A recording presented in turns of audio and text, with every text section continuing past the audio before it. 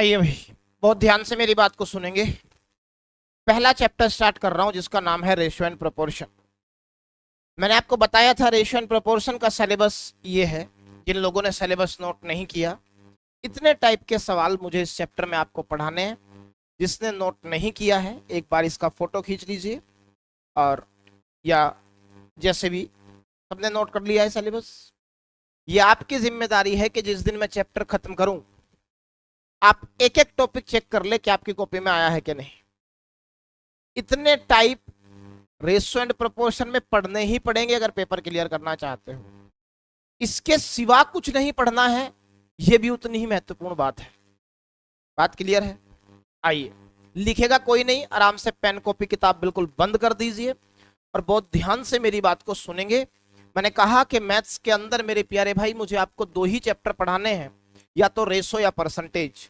अगर दो चैप्टर पढ़ गए तो यकीन जानिए पूरा मैथ्स इसी के अंदर आ जाएगा। आइए करते हैं शुरुआत रेशो एंड प्रपोर्शन की। मुझे आपको सबसे पहला टॉपिक पढ़ाना है जिसका नाम है बेसिक्स ऑफ रेशो। हम सबसे पहला सिलेबस का टॉपिक पढ़ रहे हैं जिसका नाम क्या है? Basics of ratio. बहुत ध्यान से मेरी बात सुनेंगे। सबसे पहला सवाल, रेशो तो बाद की बात है, आपको यह जानना होगा कि what do you mean by ratio. अनुपात होता क्या है? अगर आप कभी ये देखते हैं कि A ratio B is equal to 1:3, आपको इसे देख के क्या समझ में आता है? कौन बताएगा मुझे? जो मन में आ रहा है बता दीजिए, गलत सही की चिंता बिल्कुल छोड़ दीजिए। आप बस ये सोचिए कि अगर आपको सब कुछ आता तो आप यहां क्यों आते? तो बिल्कुल है जी, बहुत बढ़िया। इन्होंने हमें यह कहा कि सर रेशो की रिप्रेजेंटेशन दो तरीकों से की जा सकती है, तो हमने सीखा रिप्रेजेंटेशन ऑफ रेशो। मेरे पास दो मेथड आ गए representation of ratio. Representation of ratio, अब इसका मतलब अनुपात को मैं दो तरीकों से रिप्रेजेंट करता हूं। पहला, आप इसे ए रेशो बी भी लिख सकते हैं और आप उसे ए अपॉन बी भी लिख सकते हैं। बहुत शानदार बात। चलिए फिर मेरा सवाल, what do you mean by ratio? अनुपात क्या होता है?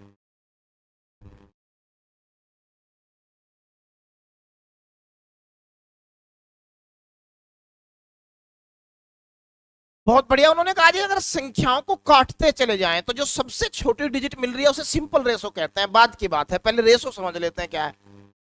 और बताइए। बहुत बढ़िया, बहुत बढ़िया कोशिश आप कर रहे हैं। कोई और बताएगा what do you mean by ratio? Simple सा सवाल है, अनुपात क्या है? आइए बहुत ध्यान से मेरी बात सुनेंगे। मेरे प्यारे भाई, आप किताब के पन्ने पलटेंगे तो वहां रेशो की डेफिनेशन लिखी है।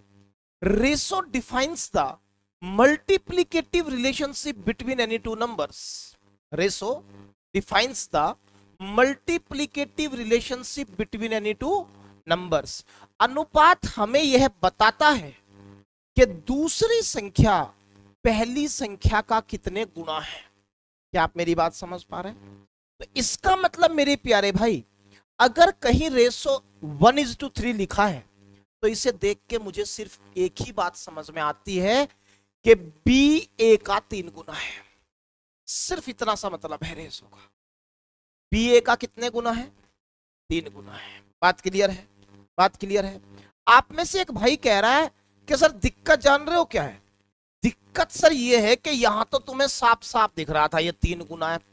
कल सर ऐसा हुआ कि ए रेशो बी आ गया 3:11, वहां तो मुझे नहीं दिखता कितने गुना है। दिखेगा बेटा, दिखा मुझे यहां भी नहीं था। देखने का नजरिया है। कैसा? सेकंड नंबर को तो रखते हैं न्यूमरेटर में और पहले नंबर को रखते हैं डिनोमिनेटर में, और किसी के भी डिनोमिनेटर में एक होने से कोई फर्क नहीं पड़ता। इसीलिए आपने देख के कह दिया कि एक की तो कोई फर्क पड़ेगा नहीं, तो ये कितने गुना हो गया। बात क्लियर है? अब कोई मुझसे पूछे कि यहां ए बी ए का कितने गुना है, तो आप तरीका जान गए मेरे प्यारे भाई कि 11 तो रहेगा न्यूमरेटर में और डिनोमिनेटर में कौन रहेगा, 3। तो आपका कहना सीधा है जी, b जो है वो a का 11/3 गुना है। बेटा करके देख लो, 3 का 11/3 गुना 11 ही आएगा। अरे बोलो, आया 11 ही। बात क्लियर है। तो यहां से दो बातें निकल करके आई। पहला, डेफिनेशन ऑफ रेशो। क्या कहा डेफिनेशन ऑफ रेशो में मैंने, मैं यही मान के पढ़ाऊंगा कि आपने जीवन में कभी मैथ का एम भी नहीं देखा। मेरे यही पढ़ाने का तरीका है, मैं ये मान के चलता हूं कि बच्चा कभी जीवन में मैथ से रूबरू हुआ ही नहीं। जीरो से मैथ पढ़ाना मेरी आदत है। ऐसे ही हम चीजों को पढ़ेंगे। आपसे गुजारिश है, कहीं भी कोई डाउट आए मुझे वहीं रोक लेना कि सर एक बार दोबारा बता दो जी क्या कह रहे थे। लेकिन इसे पंचवर्षीय योजना मत बनाना। गणित एक बार खत्म करेंगे, आखिरी बार खत्म करेंगे, इसके बाद ना ऑनलाइन पढ़ना ना ऑफलाइन। बहुत ध्यान से सुनिएगा। Ratio defines the multiplicative relationship.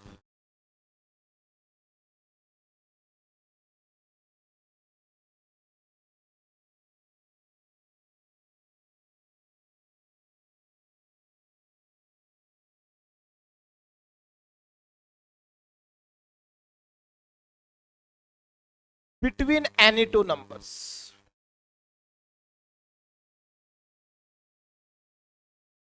बोलो बेटा, रेशो की डेफिनेशन समझ में आ गई क्या? अरे बात क्लियर है, किसी को कोई डाउट? तो सबसे पहले कॉपी निकालिए, उसके ऊपर हेडिंग डालिए बेसिक्स ऑफ रेशो टाइप 1। पहली बात पढ़ा रहा हूं रेशो में, ऊपर हेडिंग डालिए बेसिक्स ऑफ रेशो।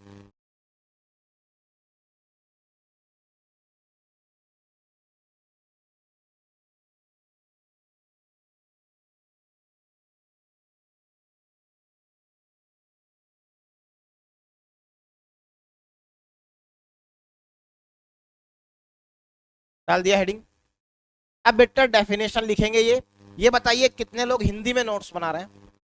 हिंदी वाले हिंदी में लिखेंगे। लिखिए, अनुपात, अनुपात हमें यह बताता है, अनुपात हमें यह बताता है कि दूसरी संख्या, कि दूसरी संख्या पहली संख्या का कितने गुणा है। अनुपात हमें यह बताता है कि दूसरी संख्या पहली संख्या का कितने गुणा है। अनुपात हमें यह बताता है कि दूसरी संख्या पहली संख्या का कितने गुणा है। इंग्लिश वाले ऊपर डेफिनेशन लिखिए, लिख सकते हैं। और जैसे ही आपने डेफिनेशन लिखी, अब ये वाला हिस्सा लिख दीजिए।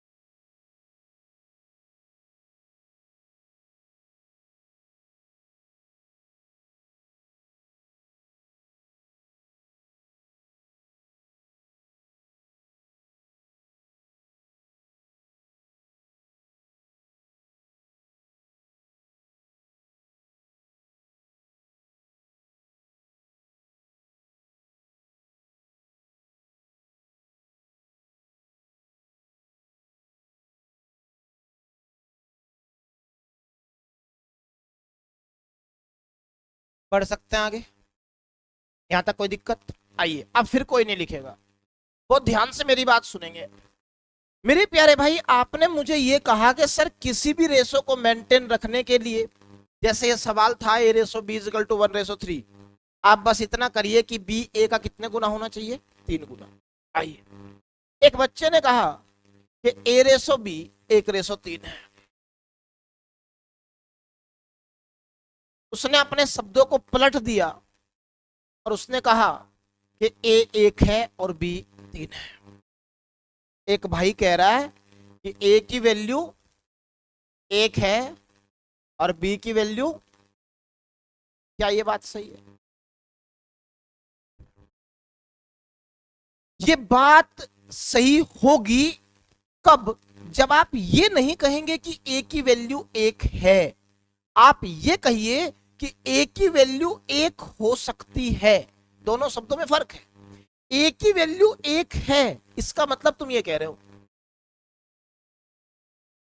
अगर तुमने अभी से दो कहा तो तुम्हारा रास्ता आगरा जाता है, दिमाग की दिक्कत है। लेकिन ए एक हो सकता है, इसका मतलब एक के सिवा कुछ और भी संभावना एग्जिस्ट करती है। बात क्लियर है? वो ध्यान से मेरी बात सुनिएगा। जैसे उसने कहा कि ए की वैल्यू एक है, दूसरा बच्चा आया, उसने कहा भाई मैं तेरी बात नहीं मानता। बोला क्यों? बोला मैं तो इसमें दो की गुणा करूंगा और इसमें भी दो की गुणा करूंगा, तो ए को दो लूंगा और बी को छह। क्या अभी भी बी तीन गुना है? तीन दुनी? तो क्या ये चीज गलत है? भैया रेशो अभी भी मेंटेन है। तीसरा आया, बोला भाई साहब मैं तो अपने बाप की नहीं मान रहा, तुम्हारी दोनों की कहां से मान लूं? मैं तो तीन की गुणा करूंगा दोनों में, ए को तीन लूंगा और बी को दो। क्या वो गलत है क्या? ए तीन भी हो सकता है और बी नौ भी। और इस तरह की बाबू इनफाइनाइट वैल्यूज पॉसिबल हो सकती हैं ए की और बी की। बात सुनने में छोटी लगेगी, बेहद इंपॉर्टेंट, वेरी वेरी वेरी। जितने वेरी जानते हो उस पर चिपका देना। 10-10 12-12 लाइन का सवाल पढ़ूंगा भी नहीं, 3 लाइन पढ़ूंगा, आंसर टिक कर दूंगा। कौन सी बात? बेहद इंपॉर्टेंट बात है। Ratio is an imaginary data. अनुपात महज एक काल्पनिक चीज है, हकीकत नहीं है। किसी ने कल्पना की ए की 2 के रूप में और बी की कल्पना की 6 के रूप में। किसी तीसरे व्यक्ति ने ए को इमेजिन किया 3 के रूप में और बी को इमेजिन किया 9 के रूप में। तो मेरे प्यारे भाई वेरी वेरी वेरी, जितने वेरी जानते हो लगा दो इस पर। बहुत इंपॉर्टेंट बात सिखा रहा हूं। और बात क्या है? जितने वेरी जानते हो इस पर चिपका देना। Ratio is an imaginary data. Ratio is an imaginary data. बहुत इंपॉर्टेंट बात है। Ratio is an imaginary data.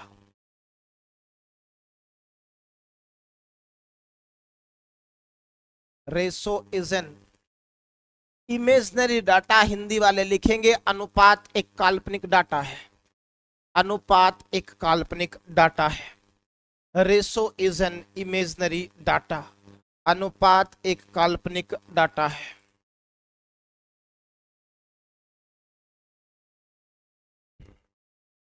अनुपात एक काल्पनिक डाटा है।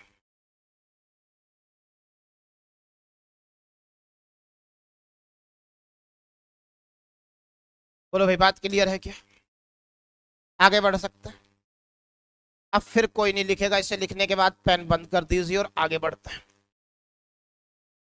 बढ़े आगे।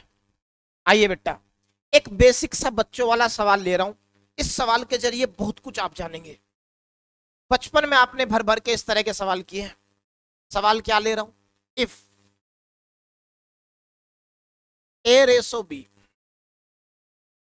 Is equal to 3:7। A ratio B क्या ले लिया हमने? 3:7। And A plus B is equal to 10। A plus B कितना है? 10 है। सवाल है फाइंड द वैल्यू ऑफ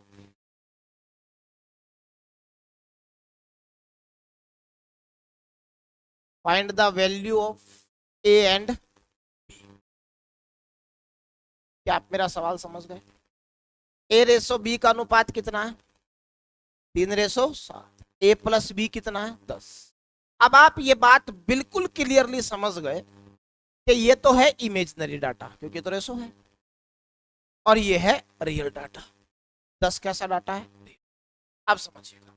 याद करो बचपन में आप इस सवाल को कैसे सोल्व करते हैं। आओ 7th-8th क्लास में लेके चलता हूं आपको। उस क्लास में आप अगर पढ़ाई करते थे तो कैसे सोल्व करते थे इस सवाल को? कुछ लोग तो ऐसे होंगे जो बचपन में भी मैथ से डर रहे थे, अभी भी डर रहे होंगे। 70 से 75% लड़कियां तो इस देश में जन्म ही सोच के साथ लेती हैं कि मैथ नहीं पढ़ना। लड़कियों में रेशो ज्यादा है। Logical subject. आइए बहुत ध्यान से मेरी बात को सुनिएगा। आप बचपन में कैसे पढ़ते थे? लेट माना ए बराबर 3x और बी बराबर,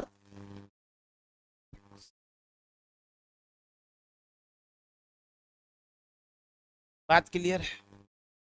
ए कितना है? 3x। बी कितना है?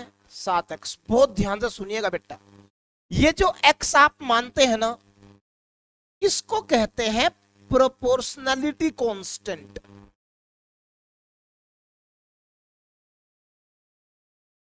इस x को क्या कहते हैं भाई? Proportionality constant.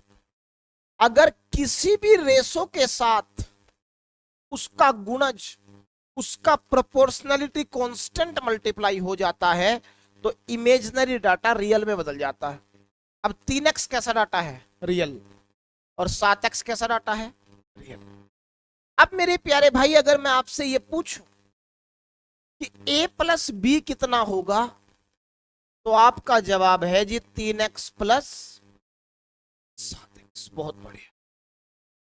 तो फिर आप कह रहे हैं जी a प्लस बी होगा अब 10x। अरे बोलो हाँ के ना? लेकिन a प्लस बी 10x तो नहीं है। a प्लस बी कितना है?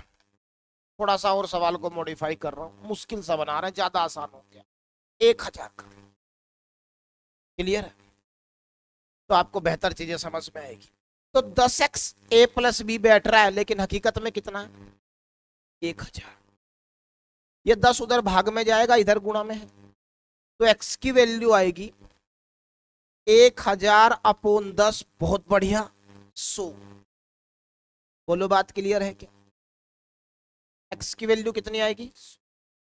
अगर x 100 आ गया, अब मैं a निकालने जा रहा हूं। कितना था? 3x।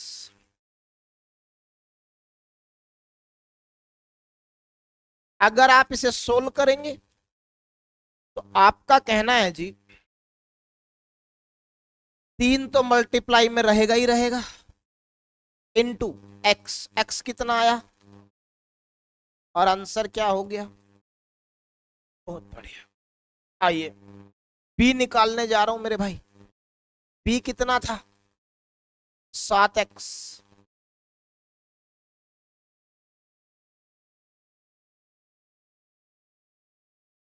बहुत ध्यान से मेरी बात सुनिएगा, एक एक वर्ड बहुत ध्यान से सुनिएगा, हर शब्द का अलग महत्व है। और अगर ये बात समझ गए, यहीं से शॉर्टकट निकालूंगा मैं। तो क्या आप ये मानते हैं कि a की वैल्यू 300 आ गई और b की वैल्यू? बात क्लियर है? एक बार इतना उतारिए, फिर इस पर बात करता हूं।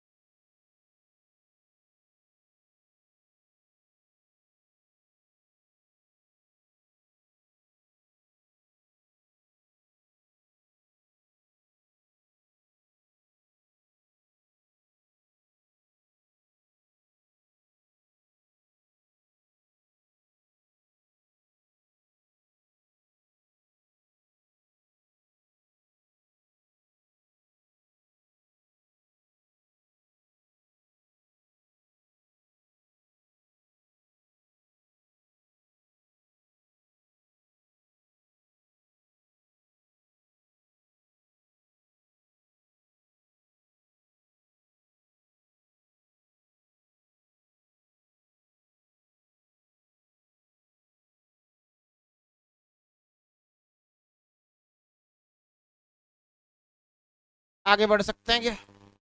कोई दिक्कत है? अब सुनिएगा मेरे प्यारे भाई, ये बेसिक है। पेपर में इतना लंबा मेथड काम नहीं आएगा। 15 मिनट में 25 सवाल करने हैं, यहीं से शॉर्टकट निकलेगा। शॉर्टकट कुछ नहीं होता है, सिर्फ आपकी ऑब्जर्वेशन को ही शॉर्टकट कहा जाता है। बहुत ध्यान से मेरी बात को सुनिएगा मेरे प्यारे भाई।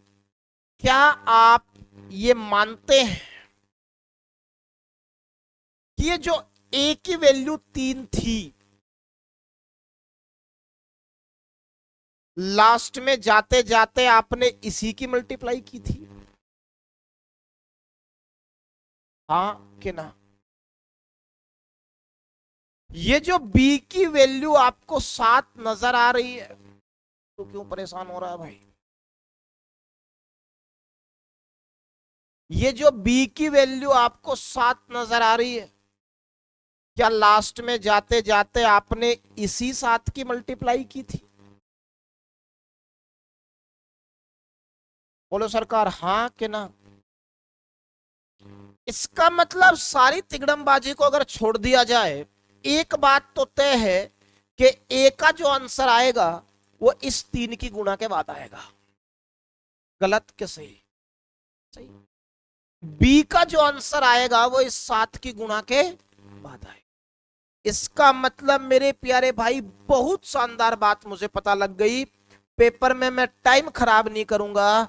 अगर मुझे मेथड नंबर 2 की बात कर रहा हूं मैं, अगर मुझे A/B 3/7 दे रखा है और पूछ रहा है ए बी की वैल्यू क्या होगी, तो मेरे भाई ए की वैल्यू कुछ भी होगी 3 से कटेगी। मैं उस ऑप्शन को जय माता दी का तुक्का भी नहीं लगाऊंगा जो 3 से नहीं कटती। तुक्का ऐसे नहीं लगता कि आंख बंद करके उंगली बी पे चली गई, भगवान मैंने सोमवार के व्रत रखे थे बी। सोमवार के व्रत से तो आपको वो नहीं मिल पाए जिनके लिए आपने व्रत रखा था। सवाल का उत्तर मिल जाएगा, ये तो महज एक गलतफहमी है। समझदार व्यक्ति जमाने को टैकल करता है। लोगों को बताया गया कि मंदिर अयोध्या में बन गया, आइए पूजा पाठ करिए। वहां का पुजारी दिमागदार था, 200 करोड़ रुपए का घोटाला कर गया। लोग भगवान के नाम पे पूजा करते रहे, पुजारी दिमागदार था, भगवान तो जहां होगा आगा, यहाँ तो जीवन जी। 10 गाड़ियां लिए हुए है, घर में 10 गाड़ियां खड़ी है, 200 करोड़ का घोटाला है। क्योंकि पुजारी को यह पता है कि भगवान कोई शक्ति नहीं है, और अगर भगवान कोई शक्ति है तो उसे पैसे की जरूरत नहीं है।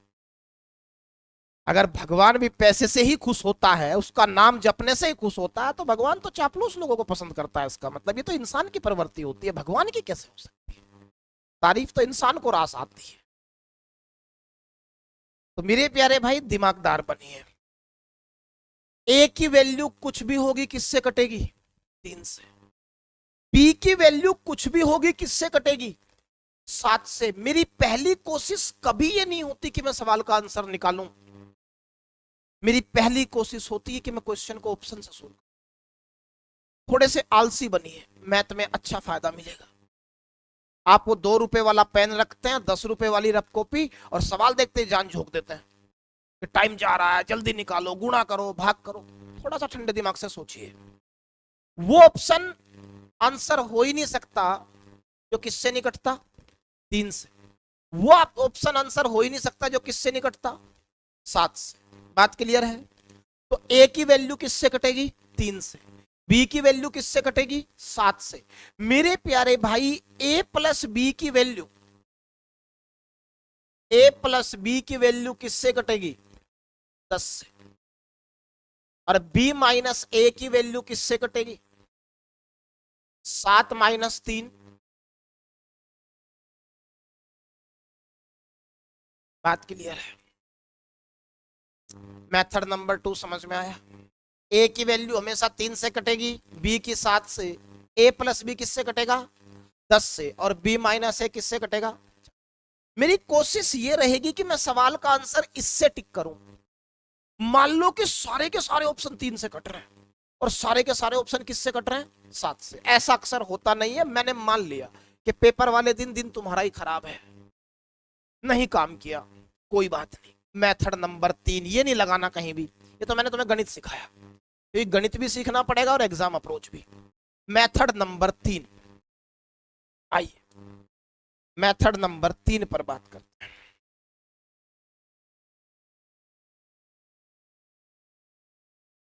मेरे प्यारे भाई, पेपर में अगर सवाल निकालना पड़ जाए तो इस तरीके से निकालना है बाबू। अगर इस x की जगह में 1 मान लूं तो कोई दिक्कत है? भाई मानना ही तो है। आप ये क्यों मान रहे हैं कि आप रोड पे गोलगप्पे बेच रहे हैं? आप ये मानिए कि आप ही डोनाल्ड ट्रंप है जिसको जीवन में यही नहीं पता लग पाया करना क्या है। एक बार ईरान के साथ युद्ध कर रहा है, फिर ईरान की तारीफ कर रहा है, समझौता कर लो मैं फंस गया हूं। तो मेरे प्यारे भाई, x की जगह आप क्या मान सकते हैं? तो सवाल था if a ratio b is equal to 3:7 और a प्लस बी कितना कह रहा है? मैंने मान लिया x की जगह 1, तो 3 × 1 क्या होगा? 3। 7 × 1 क्या होगा? 7। तो डायरेक्ट a को 3 माना जा सकता है और b को 7 माना जा सकता है। a 3 है नहीं है, तो किसी को नहीं पता ये क्या है, 3 है, 6 है, 9 है, 3 का मल्टीपल है ये पता है, क्योंकि रेशो कैसा डाटा होता है, इमेज में। तो मेरे प्यारे भाई, अब हम कह रहे हैं a 3 है और b 7, तो बताओ a प्लस बी कितना होगा? 10। a प्लस बी रेशो के ये 1000 है, ये a प्लस बी रेशो के हिसाब से कितना हुआ? एक भाई मेरे से ये पूछ रहा है, सर आपने a प्लस बी ही क्यों निकाला, b माइनस ए निकाल लेते? बहुत काम की बात बता रहा हूं बेटा, एक एक वर्ड ध्यान से सुनना, इससे तुम्हें गणित को ना टैकल करना आएगा। गणित नहीं सीखना, गणित पेपर में आएगा भी नहीं, मैं गणित सिखाने भी नहीं आया आपको, मैं आपको पेपर करना सिखाने आया हूं। आपको पता कैसे लगता है कि सवाल को अप्रोच कैसे करूं? जिस चीज का रियल डाटा दिया होगा उसी का इमेजनरी निकालना है। रियल डाटा किसका दे रखा था? a प्लस बी का, तो इमेजनरी भी किसका निकालोगे? a प्लस बी का। मान लो ये कह देता रियल डाटा में b और a का अंतर 16 है, तो फिर मैं इमेजनरी में भी क्या निकालता? b माइनस ए। अरे समझ रहे हो मेरी बात? तो मेरे प्यारे भाई, योग इसीलिए निकाल रहा हूं क्योंकि योग दे रखा है रियल डाटा में। तो रेशो के हिसाब से योग कितना है? 10। और सवाल ने कितना दिया है? 1000। एक जीरो से एक जीरो कट गई, तो एक की वैल्यू कितनी आ गई? 100। एक की वैल्यू 100 आ गई तो चेहरे पे मुस्कुराहट, कॉलर ऊपर। 3 की वैल्यू आ गई, 3 × 100 300। और 7 की वैल्यू आ गई 7 × 100 700। बोलो बात क्लियर है क्या? अरे बोलो, किसी को कोई दिक्कत? तीनों मेथड क्लियर है सरकार? उतारिए एक बार, बात को आगे बढ़ाएंगे फिर।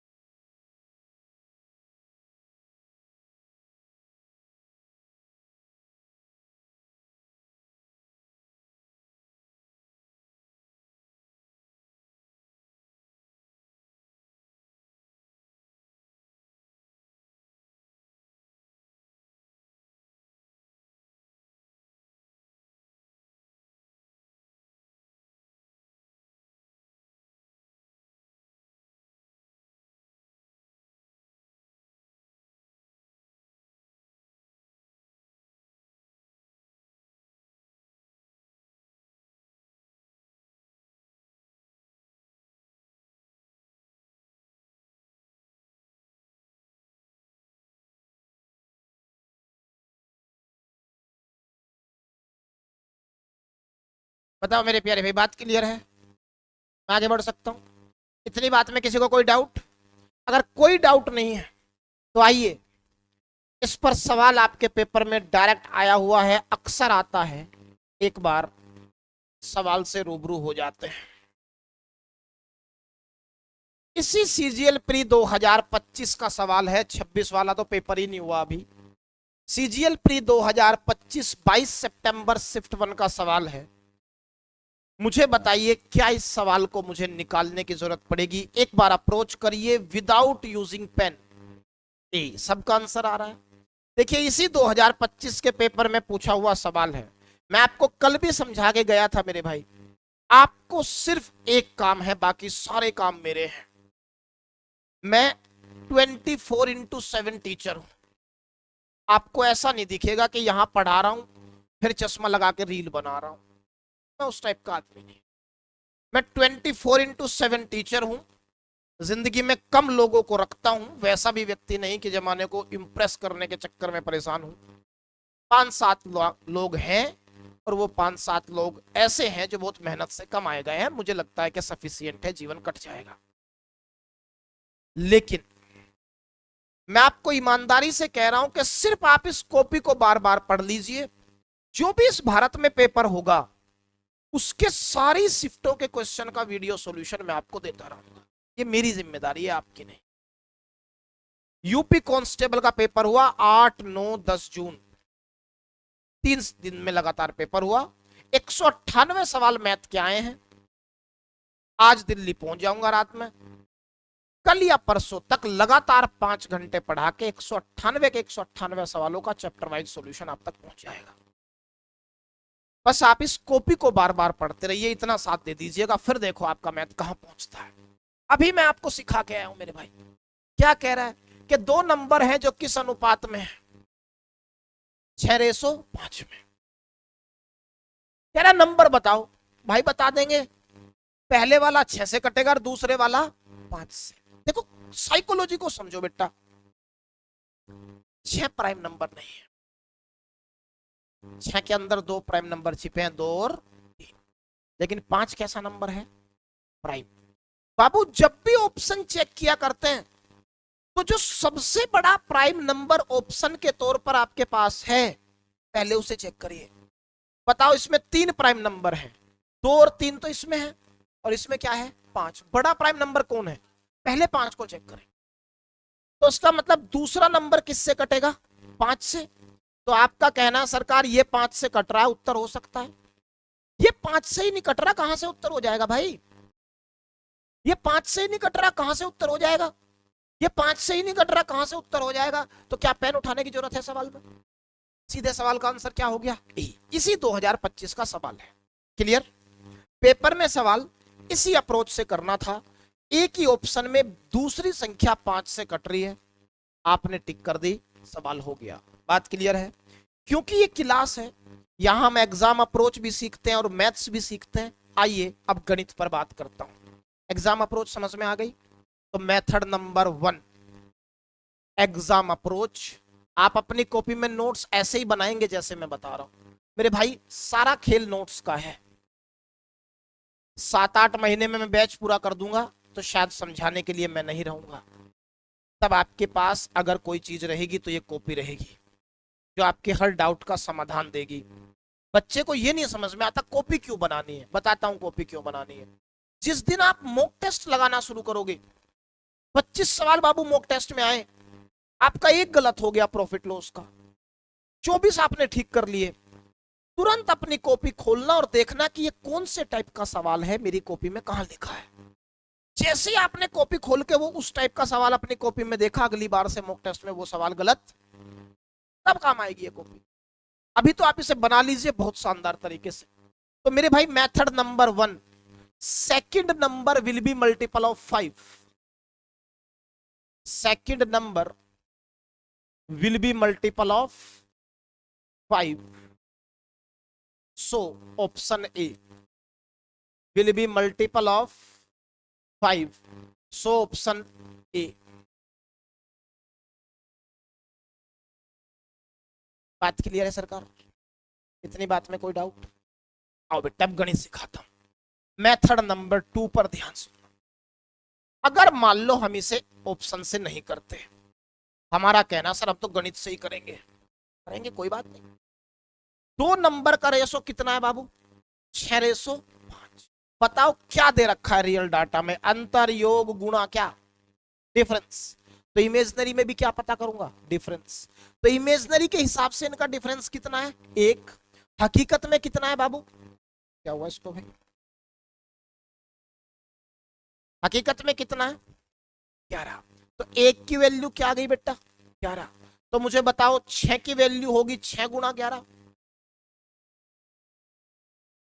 ऐसा कहां हो रहा है? 1 की वैल्यू क्या है? 11।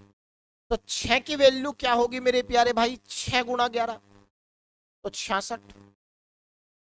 और 5 की वैल्यू होगी 5 गुणा 11, लेकिन इसकी जरूरत नहीं थी। क्लियर बात है?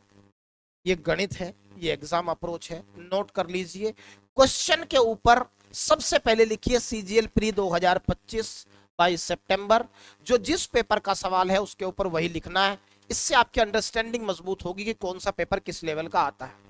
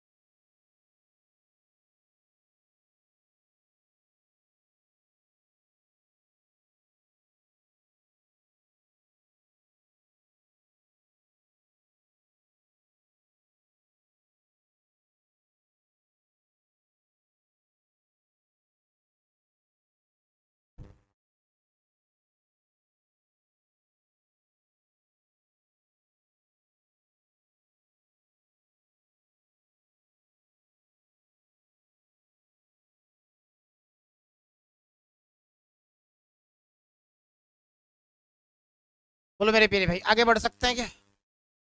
किसी को कोई दिक्कत है? आइए अगले सवाल की तरफ बढ़ते हैं। हम पढ़ रहे हैं बेसिक्स ऑफ रेशो, पहला टॉपिक रेशो एंड प्रोपोर्शन का। मेरे प्यारे भाई ये सवाल भी इसी सीजीएल 2025 के प्री में आया है, और मुझे नहीं लगता कि ये सवाल आपके लिए बहुत मुश्किल है। 22 सितंबर के पेपर में ही था। आइए एक बार बात करते हैं। सवाल कह रहा है बाबू एक्स रेशो वाई कितना दे रखा है? 2:5।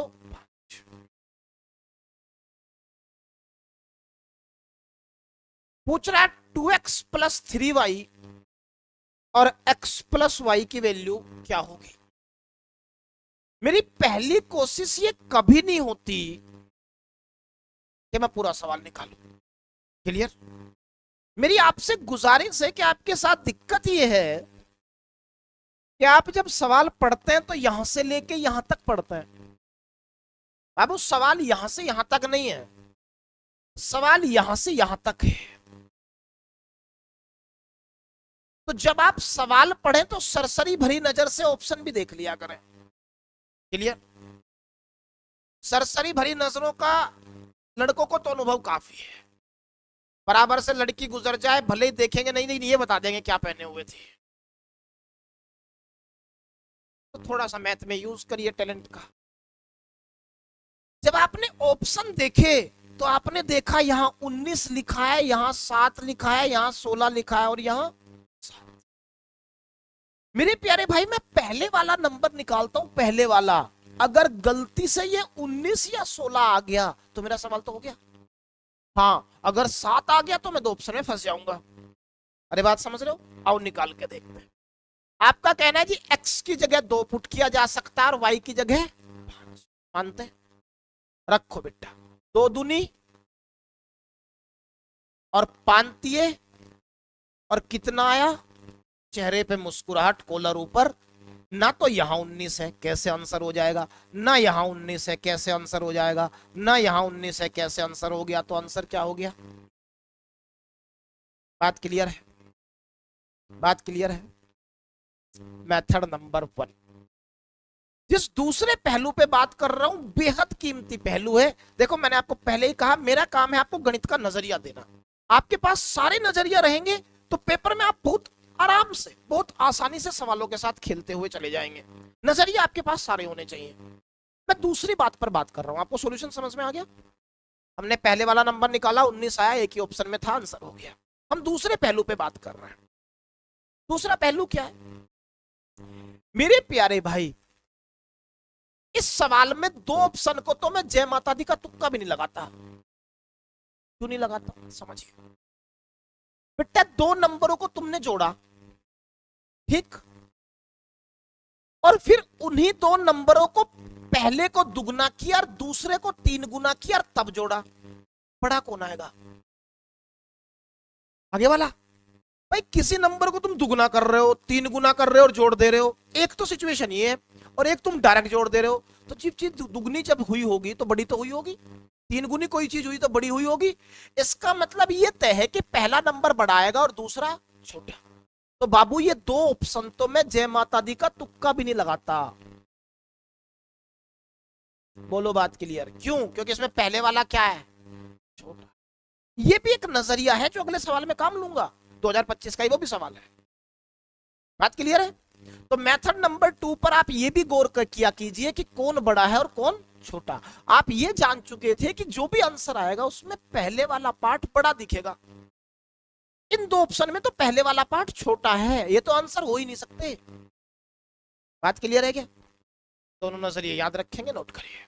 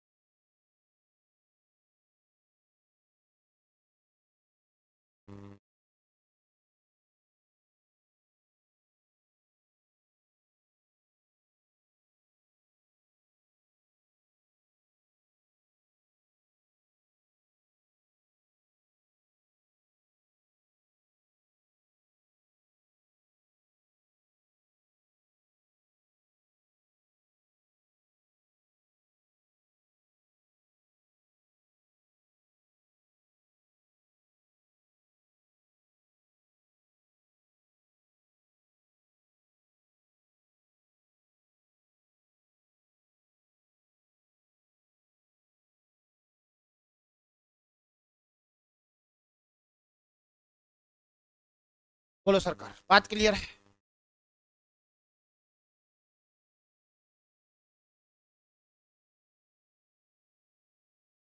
आज की क्लास में किसी को कोई डाउट? अब मेरी क्लास का टाइम खत्म हुआ, मेरी मुलाकात आपसे अगली क्लास में होगी। तब तक के लिए हैव अ नाइस डे। यहीं से चीजों को शुरू करेंगे और मेरी मुलाकात अब आपसे अगली क्लास में होगी। एक छोटी सी बात और बताना चाहता हूँ, आप इस बात पर थोड़ा सा, मैंने शायद कल की क्लास में भी ये बताई, दोबारा बता रहा हूं, आपको एक ही काम करना है। अब ये मैथ की कॉपी बनना शुरू हो गई, अब नए नए चैप्टर आते चले जाएंगे। आपको कैसे डील करना है उसको तरीका बता रहा हूं। आप ये जिद पाल लीजिए, मुझे आपके सिर्फ दिन में 15 मिनट चाहिए। 15 में ज्यादा बोल रहा हूं, 14 हो सकते हैं, 16 नहीं होगी। 15 मिनट मुझे चाहिए, बाकी आपको जो करना आप करिए, मौज मस्ती करिए, कोई दिक्कत नहीं। दुनिया का हर काम जायज है, बशर्ते आप पकड़े ना जाए। चोर वही जो पकड़ा जाए, वरना चोरी काम खराब नहीं। बहुत ध्यान से मेरी बात सुनिएगा मेरे प्यारे भाई। आपको एक रूल बना लेना है कि डेली 1 से लेके 5 तक के सवाल, मतलब हर रोज 5 सवाल करने हैं आपको इस कॉपी से। आज 1 से 5 किए, कल 5 से, परसों 10 से। अब देखो ऐसा तो है नहीं कि मैं हवा की रफ्तार से इस मैथ को पूरा कर दूंगा। आपके रिवाइज करने की स्पीड मेरे से 10 गुनी रहेगी। तो धीरे धीरे पढ़ाऊंगा। 5 सवाल करा दिए, 6 करा दिए, फायदा क्या हुआ कि जब तक ये चैप्टर मेरा पूरा होगा, मान लो आपने आज 1 से 5 तक के सवाल किए और ये 5 ही सवाल है कॉपी में, तो कल भी 1 से 5 ही करने हैं। छठा सवाल ही नहीं, कहां से रिवाइज करोगे, लेकिन 1 से 5 ही करना है रिवाइज। इसका फायदा क्या होगा कि जब मैं अगली बार अगला चैप्टर शुरू करूंगा, मान लो परसेंटेज शुरू कर दिया, तो ये सवाल तुम इतनी बार रिवाइज कर चुके होंगे, इतनी बार रिवाइज कर चुके होंगे कि तुम्हारी उंगलियों पे आ जाएंगे। बात क्लियर है? जज नहीं करना खुद को, रटना नहीं, पढ़ना है छोड़ देना है, पढ़ना है छोड़ देना है, बिना ये सोचे कि इससे मुझे क्या मिला।